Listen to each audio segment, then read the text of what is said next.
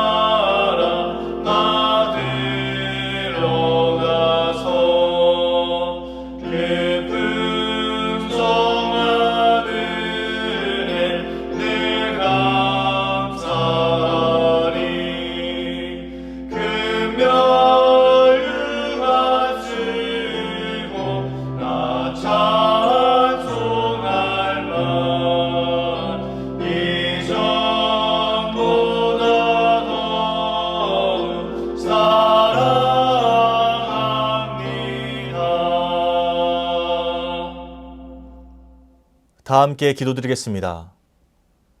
사랑과 은혜가 충만하신 하나님 아버지, 간밤에도 우리에게 회복을 허락하여 주시고 이렇게 새날을 열어주시니 감사합니다. 오늘 우리에게 오늘을 살아갈 수 있을 만난 새 힘과 능력을 허락하여 주시고 주님의 은혜로 말미암아 든든히 서갈 수 있도록 인도하여 주시옵소서. 주님, 우리가 오늘을 살아가면서 그리스도인으로서 이 땅에 나를 보내신 목적과 소명이 무엇인지 밝히 깨달아 알게 하여 주옵소서. 그저 흘러가는 그 흐름대로 살아가는 것이 아니라, 세상에 휩쓸려 살아가는 것이 아니라 하나님께서 내게 주신 그 정체성과 그 소명을 가지고 내가 선자리에서 한 명의 그리스도인으로서 그 삶을 다할 수 있도록 인도하여 주옵소서. 그리하여서 주님께서 우리에게 주신 이 삶을 하나도 허투루 보내지 않게 하시고 그의 말씀을 따라 주의 사랑으로 채워갈 수 있도록 역사하여 주옵소서. 오늘 우리의 삶을 통하여서 많은 이들이 예수를 알게 하시고 주의 사랑을 깨달을 수 있도록 역사하여 주옵소서. 이제 주님께서 허락하신 말씀의 자리로 나아갑니다. 오늘 하루도 이 말씀에 붙들린 삶을 살게 도와주옵소서. 감사드리며 우리 구주 예수 그리스도의 이름으로 기도드립니다. 아멘. 오늘 통독할 말씀은 신명기 23장입니다. 고안이 상한 자나 음경이 잘린 자는 여호와의 총회에 들어오지 못하리라. 사생자는 여호와의 총회에 들어오지 못하리니 10대에 이르기까지도 여호와의 총회에 들어오지 못하리라. 암몬 사람과 모압 사람은 여호와의 총회에 들어오지 못하리니 그들에게 속한 자는 10대뿐 아니라 영원히 여호와의 총회에 들어오지 못하리라. 그들은 너희가 애굽에서 나올 때에 떡과 물로 너희를 길에서 영접하지 아니하고 메소포다미아의 부돌 사람 부올의 아들 발람에게 뇌물을 주어 너희를 저주하게 하려 하였으나 내 하나님 여호와께서 너를 사랑하심으로 내 하나님 여호와께서 발람의 말을 듣지 아니하시고 내 하나님 여호와께서 그 저주를 변하여 복이 되게 하셨나니 내 평생에 그들의 평안함과 형통함을 영원히 구하지 말지니라. 너는 에돔 사람을 미워하지 말라. 그는 내 형제의 이민이라. 애굽 사람을 미워하지 말라. 내가 그의 땅에서 객이 되었음이니라. 그들의 3대 후 자손은 여호와의 총회에 들어올 수 있느니라. 내가 적군을 치러 출진할 때에 모든 악한 일을 스스로 삼갈지니 너희 중에 누가 밤에 몽설함으로 부정하거든 진영 밖으로 나가고 진영 안에 들어오지 아니하다가 해질 때에 목욕하고 해진 후에 진에 들어올 것이요 내 진영 밖에 변소를 마련하고 그리로 나가되 내 기구에 작은 삽을 더하여 밖에 나가서 대변을 볼 때에 그것으로 땅을 팔 것이요 몸을 돌려 그 배설물을 덮을지니 이는 내 하나님 여호와께서 너를 구원하시고 적군을 내게 넘기시려고 내 진영 중에 행하심이라. 그러므로 내 진영을 거룩히 하라. 그리하면 내게서 불결한 것을 보시지 않으므로 너를 떠나지 아니하시리라. 종이 그의 주인을 피하여 내게로 도망하거든 너는 그의 주인에게 돌려주지 말고 그가 내 성읍 중에서 원하는 곳을 택하는 대로 너와 함께 내 가운데에 거주하게 하고 그를 압제하지 말지니라. 이스라엘 여자 중에서 창기가 있지 못할 것이요 이스라엘 남자 중에 남창이 있지 못할지니 창기가 번 돈과 개 같은 자의 소득은 어떤 서원하는 일로든지 내 하나님 여호와의 전에 가져오지 말라. 이 둘은 내 하나님 여호와께 가증한 것임이니라. 내가 형제에게 꾸어주거든 이자를 받지 말지니 곧 돈의 이자, 식물의 이자, 이자를 낼 만한 모든 것의 이자를 받지 말 것이라. 타국인에게 내가 꾸어주면 이자를 받아도 되거니와 내 형제에게 꾸어주거든 이자를 받지 말라. 그리하면 내 하나님 여호와께서 내가 들어가서 차지할 땅에서 내 손으로 하는 범사의 복을 내리시리라. 내 하나님 여호와께 서원하거든 갚기를 더디하지 말라. 내 하나님 여호와께서 반드시 그것을 내게 요구하시리니 더디면 그것이 내게 죄가 될 것이라. 내가 서원하지 아니하였으면 무죄하리라. 그러나 내 입으로 말한 것은 그대로 실행하도록 유의하라. 무릇 자원한 예물은 내 하나님 여호와께서 내가 서원하여 입으로 언약한 대로 행할지니라. 내 이웃의 포도원에 들어갈 때에는 마음대로 그 포도를 배불리 먹어도 되느니라. 그러나 그릇에 담지는 말 것이요 내 이웃의 곡식밭에 들어갈 때에는 내가 손으로 그 이삭을 따도 되느니라. 그러나 내 이웃의 곡식밭에 낫을 대지는 말지니라. 아멘. 신명기 23장 1절에서 8절 말씀을 통해 여호와의 총회에 들어오지 못하리라 라는 제목으로 말씀 전하겠습니다. 오늘 본문은 여호와의 총회에 들어올 수 없는 사람에 대해서 설명하고 있습니다. 생식기가 상한 사람, 사생아, 그리고 모압 사람과 암몬 사람은 여호와의 총회에 들어올 수 없다고 합니다. 들어오지 못하리라. 이 말은 다른 말로 하면 하나님과 아브라함의 약속에서 배제되었다는 뜻입니다. 하나님은 아브라함과 약속하셨습니다. 후손을 하늘의 별과 같이 바닷가의 모래와 같이 많게 하겠다 약속하셨습니다. 그리고 이스라엘 민족은 이 약속을 유업으로 받은 민족들입니다. 그러나 생식 기관이 상한 자는 이 약속을 이어갈 수 없었습니다. 그래서 자연스럽게 이스라엘의 구성원이 될 수 없었던 것이죠. 또한 사생자는 혼외 관계에서 태어난 자식을 말합니다. 이들 역시 이스라엘의 총회에 들어올 수 없었습니다. 아브라함으로부터 이어져 오는 하나님과 언약 맺은 민족인지 아닌지 정확히 알 수 없었기 때문이죠. 그렇기 때문에 사생자 역시 이스라엘의 총회에 들어올 수 없었습니다. 그리고 이어서 암몬과 모압 사람들에 관한 말씀이 기록되어 있습니다. 이들 역시도 여호와의 총회에 들어올 수 없었습니다. 이들이 여호와의 총회에 들어올 수 없는 이유는 이스라엘이 암몬과 모압 영토를 지날 때에 그들이 그것을 허락하지 않았기 때문입니다.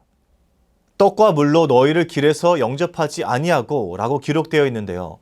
이 표현은 암몬과 모압 사람이 이스라엘의 요구를 거절했다는 것을 의미합니다. 그리고 또 암몬과 모압 사람들이 여호와의 총회에 들어올 수 없는 이유가 언급됩니다. 특히 모압 왕이 이스라엘을 저주하기 위해서 발람 선지자를 고용한 일을 길게 언급합니다. 모압 왕은 발람 선지자를 통해서 이스라엘을 저주하려 했습니다. 모압 왕 발락은 이스라엘의 행진에 두려움을 느끼게 됩니다.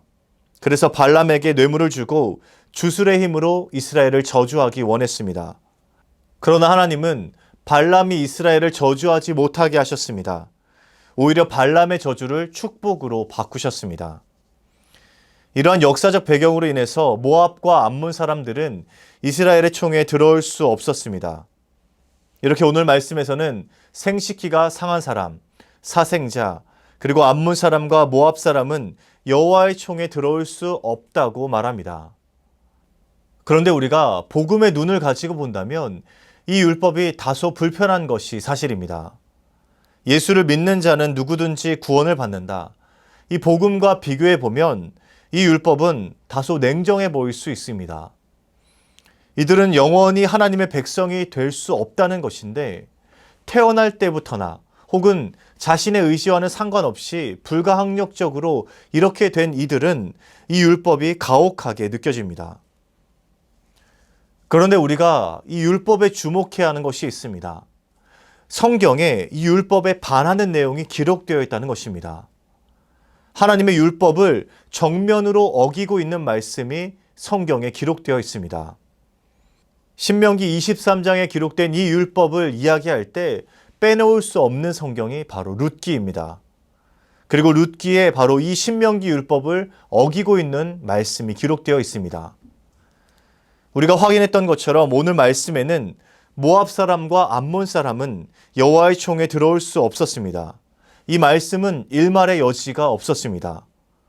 에돔 사람들은 3대 후에 여호와의 총에 들어올 수 있다고 예외 조항이 있었습니다. 그러나 모압 사람과 암몬 사람은 10대뿐 아니라 영원히 여호와의 총에 들어올 수 없다. 이렇게 기록하고 있습니다. 이 말씀을 다시 한번 읽어보겠습니다. 오늘 본문 말씀 3절 말씀입니다. 암몬 사람과 모압 사람은 여호와의 총에 들어오지 못하리니 그들에게 속한 자는 10대뿐 아니라 영원히 여호와의 총에 들어오지 못하리라. 암몬 사람과 모압 사람은 여호와의 총에 10대뿐 아니라 영원히 들어오지 못한다고 못 받고 있습니다. 그러니까 이들은 기회가 없는 민족들입니다. 이미 기회를 날려버렸고 그 죄 때문에 영원히 이스라엘의 민족이 될 수 없었던 사람들입니다. 그런데 룻기의 말씀에서 이 율법을 어기고 있는 장면이 기록되어 있습니다. 룻기 1장 3절에서 4절 말씀입니다. 나오미의 남편 엘리멜렉이 죽고 나오미와 그의 두 아들이 남았으며 그들은 모압 여자 중에서 그들의 아내를 맞이하였는데 하나의 이름은 오르바요 하나의 이름은 룻이었더라. 그들이 거기에 거주한 지 10년쯤에 룻은 모압 여인이었습니다.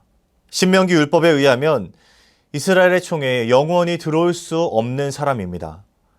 그런데 룻은 시어머니 나오미를 따라 가나안 땅으로 들어갔습니다. 그리고 시어머니를 섬기면서 시어머니 하나님을 자신의 하나님으로 받아들이게 됩니다. 결국 룻은 유다 지파의 보아스와 결혼해서 오벳을 낳았습니다. 그리고 오벳은 이새를 낳고 이새는 다윗을 낳게 됩니다. 이스라엘의 총에 들어올 수 없었던 모압 여인이 이스라엘 총에 들어오게 되었고 그리고 그 여인의 태에서부터 다윗이라는 이스라엘의 별과 같은 왕이 태어나게 됩니다. 이스라엘 사람이 될 수 없다고 율법에 분명히 기록되어 있는데 어떻게 룻은 이스라엘에 들어올 수 있게 되었을까요? 룻이 이스라엘에 들어올 수 있었던 결정적인 이유가 무엇일까요?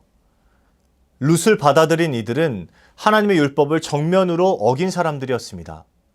그리고 룻은 태생부터 이스라엘에 들어올 수 없었던 사람입니다. 그럼에도 불구하고 룻은 이스라엘에 들어오게 되었고 이 룻기는 성경으로 우리에게 전해지고 있습니다. 만약 하나님의 참뜻이 이 룻기에 있다면 신명기 23장이 가지고 있는 진짜 의미는 무엇일까요? 룻을 관통하고 있는 핵심 단어가 하나 있습니다. 이 단어는 룻기를 이해하는 가장 중요한 단어이고 하나님의 근본적인 마음입니다. 룻기의 등장인물은 이것으로 서로 긴밀하게 연결되어 있습니다. 바로 헤세드입니다. 룻을 받아들인 보아스와 이스라엘 사람들에게 이 헤세드가 있었고 모압 여인 룻에게도 이 헤세드의 마음이 있었습니다. 헤세드는 문맥에 따라 다양하게 번역되는데요. 자비, 자애로움, 신실함, 충성됨 등으로 번역됩니다. 구약 성경에서는 이 헤세드가 세 가지를 만족할 때 쓰입니다. 첫째는 헤세드를 받는 사람의 생존과 관련되어 있을 때 이 단어를 사용합니다. 사소한 일이거나 일상적인 문제를 도와줄 때는 헤세드를 사용하지 않습니다. 긴박하고 위급한 상황, 생존과 관련된 문제에서 이 자비, 헤세드를 베풀었을 때 헤세드를 사용합니다. 둘째는 어느 누구나 헤세드를 베풀 수 있는 상황에서는 헤세드를 사용하지 않습니다. 임박한 상황에서 유일하게 이 일을 할 수 있는 사람이 나섰을 때 바로 이 헤세드를 사용합니다. 바로 헤세드의 특별함을 나타내는 것이죠. 마지막으로는 이 행위가 지속적으로 이어질 때 사용합니다.